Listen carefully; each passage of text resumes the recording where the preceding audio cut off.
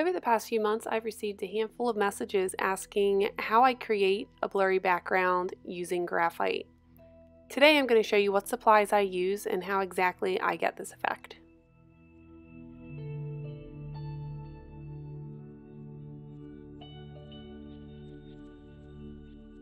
When working with graphite, I prefer to use Strathmore mixed media vellum finish paper, FaberCastell 9000 graphite pencils, a 9H pencil, some precision erasers and a kneaded eraser, an eraser guard, and some previously used blending stumps. And of course a small dog to steal my supplies. When I'm creating this kind of background, I usually start with a blending stump that I've used in other drawings. It's all dirty with graphite. And I outline my subject and just fill in the background in order to separate my subject from the background and just kind of map out my drawing in general. I do have my subject drawn in really lightly with a 9H pencil here. No details or whatnot, just kind of a light gesture, the basic shape of the head and where the legs and the antennas and whatnot went.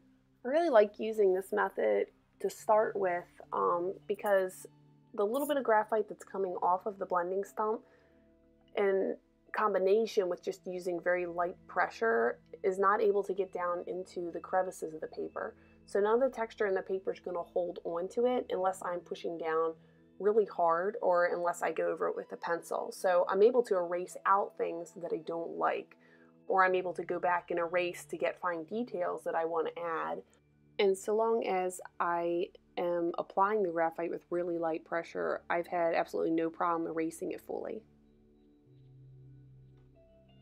With this kind of drawing, creating this sort of background, I generally just go ahead and do that same exact thing for the entire background.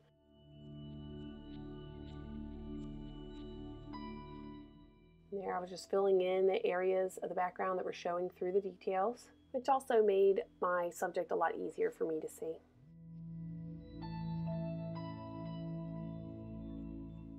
So I'll often use some sort of straight edge to help me get nice clean lines around some of the small details and smaller areas of my subject. I don't want them to be fuzzy looking, create kind of a halo around it, and also make it look kind of out of focus, which isn't what I was going for here.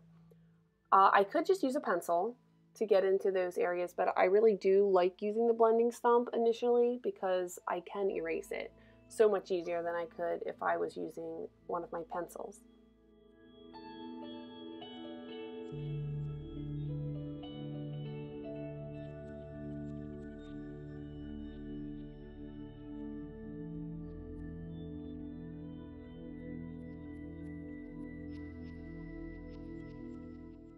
After my initial layer with the blending stump, I go back with my harder pencils and create a layer over the entire thing.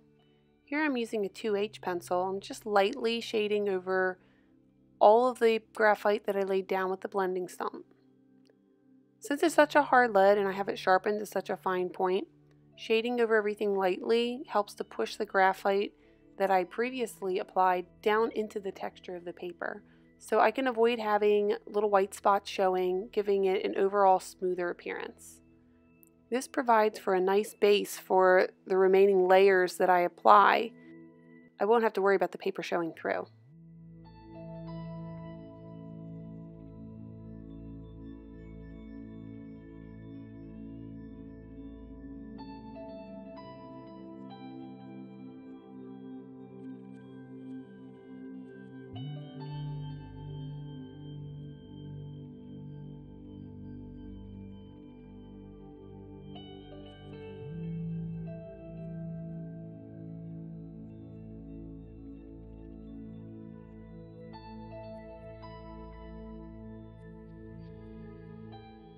So after I finish that layer, I continue with more layers, each time increasing the darkness of my pencil. So here I think I'm using an HB. After that I'll probably use a 2B and then possibly even work up to my much darker pencils depending on how dark I want different areas to be.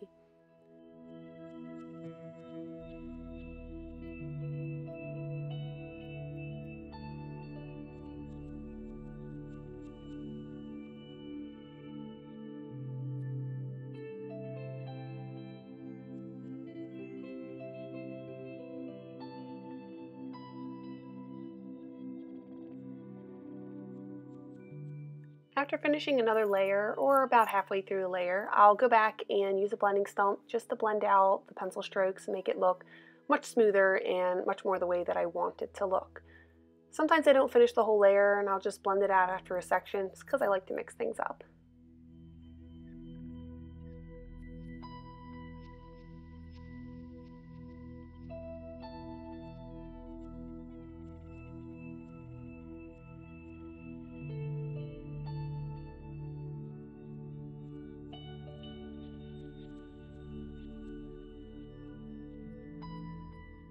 So this is where things start to get a little bit more interesting.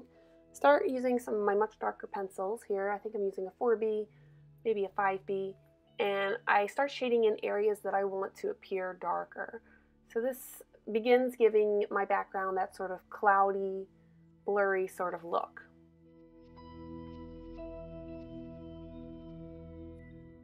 Going back, blending it in with my blending stump, avoiding areas that I want to have lighter.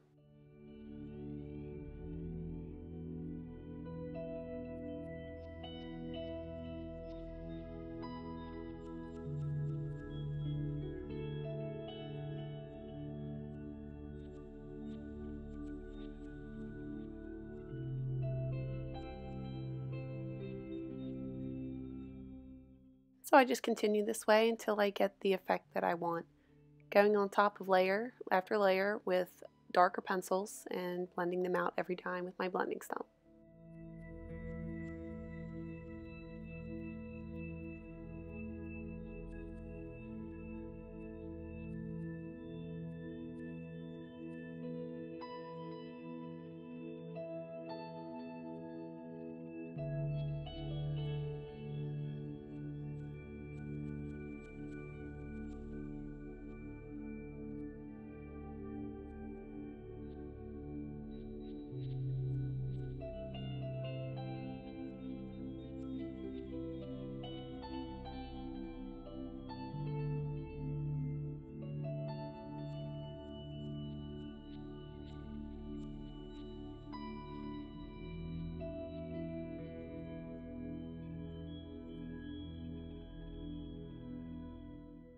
When there's areas that I want to make lighter, I use a kneaded eraser and either press it or twist it on the surface of my paper, and it just gently lifts up a little bit of the graphite.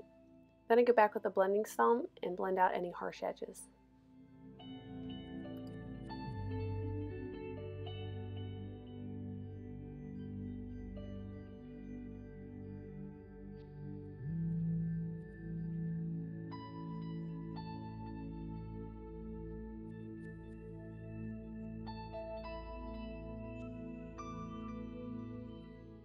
So when my background is almost finished, I usually take a break and move on to my subject. So here I went ahead and drew my praying mantis and then went into my background to make adjustments. I do this because it allows me to see my subject completed and I can compare it to the background to make adjustments in my values. Here I felt as though overall it was lacking in contrast, so I darkened quite a bit of the values around the edges of my background, as well as a few details in the praying mantis itself. And at this point, to avoid lifting up too much of the graphite while blending, I generally just blend with my lightest pencils.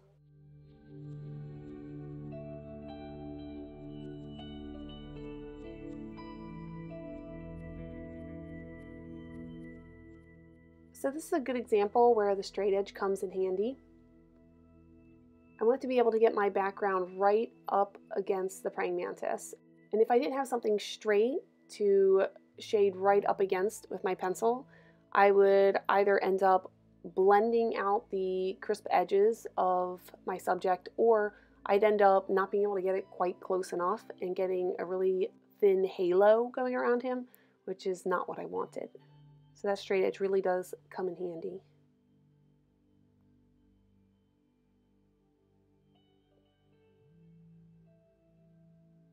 So I continued this way until I was happy with my background and my praying mantis and how the values kind of coordinate with each other.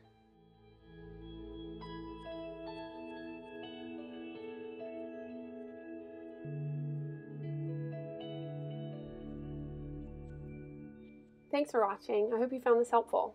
If you're interested in seeing more of my artwork, please visit my website, rinhipp.com, or visit my social media accounts, links to which can be found in the description box.